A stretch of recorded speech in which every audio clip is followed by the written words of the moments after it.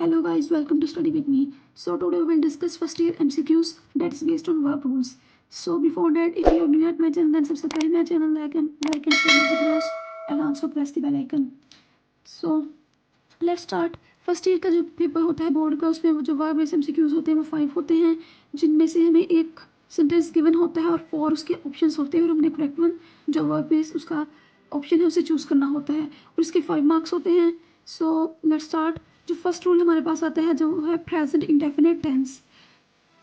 अगर कोई भी सेंटेंस आपके पास आ रहा है उसमें हैबिट, रूटीन, कोई scientific fact, proverb, universal truth या कोई नेचुरल फैक्ट है, तो आपने हमेशा जो है प्रेजेंट इंडेफिनिट का टेंस यूज़ करना है, जिसमें जो है वो सिंपल V1 ही यूज़ होती है।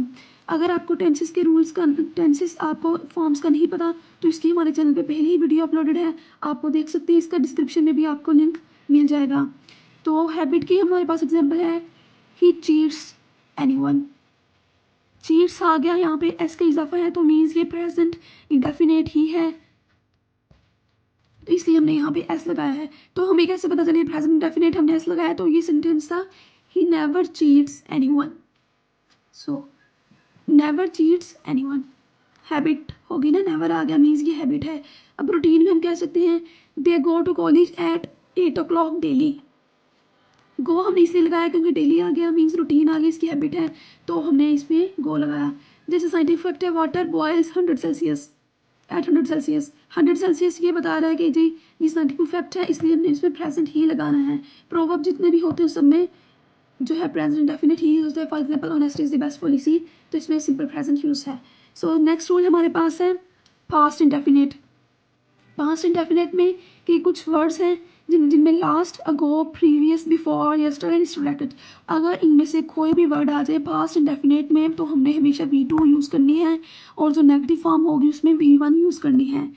गौर से पहले दोबारा देख लीजिए कि last, ago, previous, before, yesterday and related, इनमें से कोई भी वर्ड आ जाए तो आपने पास्ट इंडेफिनिट ही यूज़ करना है। सो नेक्स्ट रूल है हमारे पास ही passive voice tense.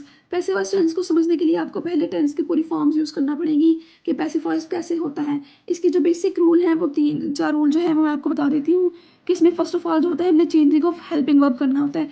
Helping verb का चेंज ही करना होता है हमने। जो पैसिव वॉइस टेंस है एक्टिव के अगर आपको हेल्पिंग वर्ब सारे आते हैं तो आप इसको चेंज कर पाएंगे। सो फर्स्ट जो होता है कि हमने इंडेफिनिट के जितने भी हैं प्रेजेंट, पास्ट, फ्यूचर, जो इंडेफिनिट है उसको कंटिन्यूस में हमने चेंज कर देना होता है और जो कंटिन्यूस है उसको कंटिन्यूस में ही रहने देता है। मीन्स ये चेंज का मतलब ये है कि इनके हेल्पिंग वर्ब्स को आपने चेंज करना होता है। जो परफेक्ट है उसके हेल्पिंग वर्ब जो उसका जब हम आपने पैसिव बनाना है परफेक्ट का तो उसको परफेक्ट कंटिन्यूस के हेल्पिंग वर्ब में चेंज करना होता है। जो प्रेजेंट परफेक्ट टेंस है उसका हेल्पिंग जो है पैसिव वॉइस टेंस नहीं होता और फ्यूचर कंटिन्यूस, जो ये जो दोनों ऐसे टेंस है जिनका हमारे पास पैसिव वॉइस नहीं बनता, ये आपने नोट कर लेना है कि जिनका पैसिव वॉइस नहीं होता। जिसमें सेकंड रूल ये होता है कि आपने सब्जेक्ट को ऑब्जेक्ट में चेंज कर देना है। जहाँ पे आप सब्जेक्ट लिख रहे हैं वहाँ पे पहले ऑब्जेक्ट आएगा और इसमें हमेशा जो है वर्ब की जो थर्ड फॉर्म यूज़ होती है, जितने भी पैसिव वॉइस होंगे वर्ब की हमेशा थर्ड फॉर्म ही यूज़ होगी और उसमें हर टेंस में हर सेंटेंस जो है उसमें बाय का यूज़ आपने करना होता है। तो पहले देख लीजिए कि जो ये इसका इम्पोर्टेंट पॉइंट है कि जो प्रेजेंट परफेक्ट टेंस है और फ्यूचर कंटिन्यूस है इनके जो है पैसिव वॉइस नहीं होते। सो एक बार रिव्यू दे देती हूँ मैं आपको। सो नेक्स्ट रूल हमारे पास है unreality rules. That is very very important. Unreality rules अगर किसी भी सेंटेंस में सॉरी एज इफ़, एज दो, वुड, दैट और विश आ रही है, कोई भी ख्वाहिश आ रही है, तो हमने हमेशा जो है यही वर्ब के जो है वर्ब्स यूज़ करने हैं, वर, वुड एंड हैड। इसके अलावा आपके पास ऑप्शंस में ये तीनों होंगे तो आपने इन्हीं पे मार्क करना है, इसके अलावा कुछ यूज़ नहीं करना।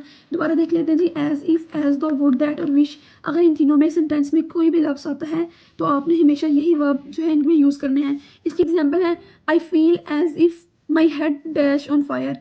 एज इफ़ ये बता रहे हैं जी अनरिलेटिव है तो अनरिलेटिव में हमने सिर्फ यूज़ करने हैं यही वर्ब। इसके ऑप्शन में आने चाहिए, होने चाहिए हमारे पास वर, वुड एंड हैड। तो इसके ऑप्शन देख लेते हैं हम जी। फर्स्ट ऑप्शन है इज़, सेकेंड है हैज़ बीन, थर्ड है वर्ब और जो फोर्थ है वो है विल बी। तो हमारे पास जो गिवन ऑप्शन में जो है इधर वर यूज़ हो रहा है, सो इसलिए हमने यहाँ पे वर पे करेक्ट इसका होगा। सो सेकंड नेक्स्ट रूल है हमारे पास टाइमलाइन। टाइमलाइन जो होता है इसमें 2 टेंस यूज़ होते हैं।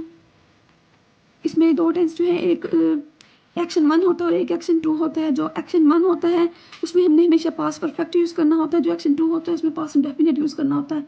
पास्ट परफेक्ट जो है इसमें हैड के साथ थर्ड फॉर्म आती है और पास्ट इंडेफिनिट में जो है वो V2 ही आती है। तो इसकी पहले हम उर्दू में एक एग्जांपल डिस्कस कर लेते हैं। इसके स्टेशन पहुंचने से पहले गाड़ी जा चुकी थी। तो एक्शन 1 जो है गाड़ी जा चुकी थी, गाड़ी पहले गई है, that's why it is action 1। और स्टेशन वो बाद में पहुंचा है, that is action 2। So English में हम इसको करते हैं, the train dash before he reach the station.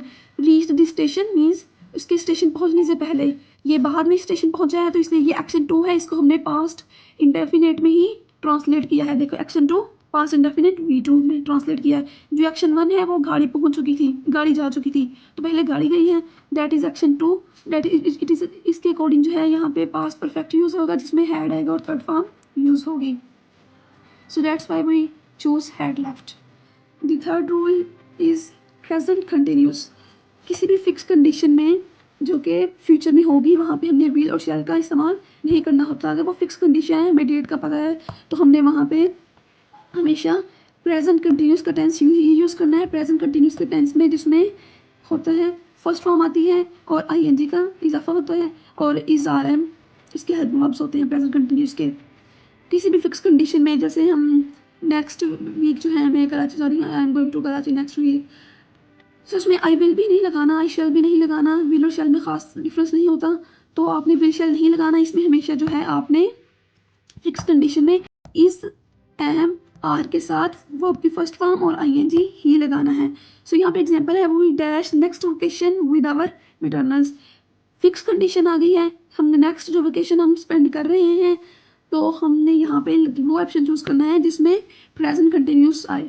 Word spending, are spending, has been spending, had been. Were spending भी नहीं आएगा, हैज बीन भी नहीं आएगा, ये परफेक्ट के आ गए हैं, ये भी परफेक्ट का है, ये पास्ट का आ गए हैं, पास्ट का ये आ गया है। तो यहाँ पे हमारे पास बचता है एक ऑप्शन जो कि बी है, आर स्पेंडिंग।